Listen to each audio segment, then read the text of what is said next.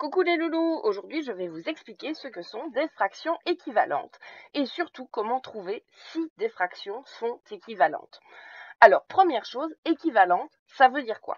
Eh bien des fractions qui sont équivalentes sont des fractions qui représentent le même nombre, donc qui valent la même chose. Alors on va partir directement d'un petit exemple. Donc je vous pose la question, les fractions suivantes sont-elles équivalentes? Alors on a 12 quinzièmes et 20 24e, donc comme ça ne saute pas vraiment aux yeux. On pourrait faire un dessin, mais ça va prendre énormément de temps. Et nous, on aimerait bien une solution rapide et efficace. Donc par conséquent, on va les simplifier. Si vous avez regardé mon autre vidéo, vous savez déjà comment simplifier des fractions. Alors, on va regarder donc 12 quinzièmes. Par quel nombre on pourrait diviser 12 et 15? Un diviseur donc commun. Ici, c'est 3. J'espère que vous l'aviez trouvé. Donc, on va diviser 12 et 15 par 3. 12 divisé par 3, ça fait 4. 15 divisé par 3, ça fait 5. Donc, ça veut dire que 12 quinzièmes, si je la simplifie au maximum, j'obtiens 4 cinquièmes. 4 cinquièmes est donc une fraction irréductible. C'est la forme irréductible de cette fraction. Alors ensuite, nous allons nous occuper de 20 24e. Donc même raisonnement, par quel nombre peut-on diviser 20 et 24? Donc ici c'est 4. Donc je divise 20 par 4, ça me fait 5. Je divise 24 par 4, ça me fait 6. J'obtiens donc 5 sixièmes comme forme irréductible de 20 24e. Donc, d'un côté, j'ai 4 cinquièmes, de l'autre, j'ai 5 sixièmes. Elles n'ont pas la même forme irréductible, donc ça veut dire qu'elles ne sont pas équivalentes.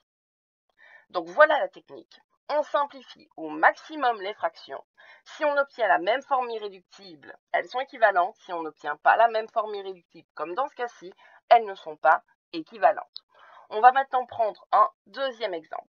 Donc j'ai 24 36e et 18 27e et toujours la même question. Je veux savoir si les deux fractions sont équivalentes. Donc même technique, nous allons les simplifier. Alors 24 36e, on peut simplifier par 12. On peut diviser le numérateur et le dénominateur par 12. Donc 24 divisé par 12, ça fait 2. Et 36 divisé par 12, ça fait 3. Alors si vous n'aviez pas trouvé le 12 directement, rien ne vous empêche de simplifier en plusieurs fois. Le but du jeu est vraiment d'arriver à une fraction irréductible à la fin. Alors, on va maintenant s'occuper de 18 27e.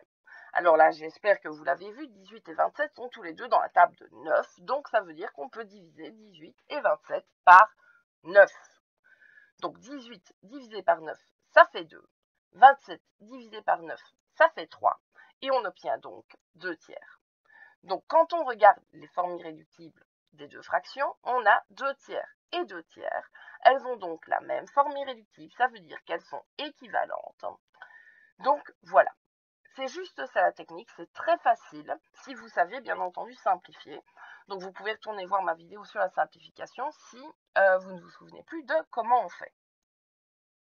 Donc conclusion, petit résumé, même si je l'ai déjà répété 5 fois, deux fractions sont équivalentes si elles possèdent la même forme irréductible.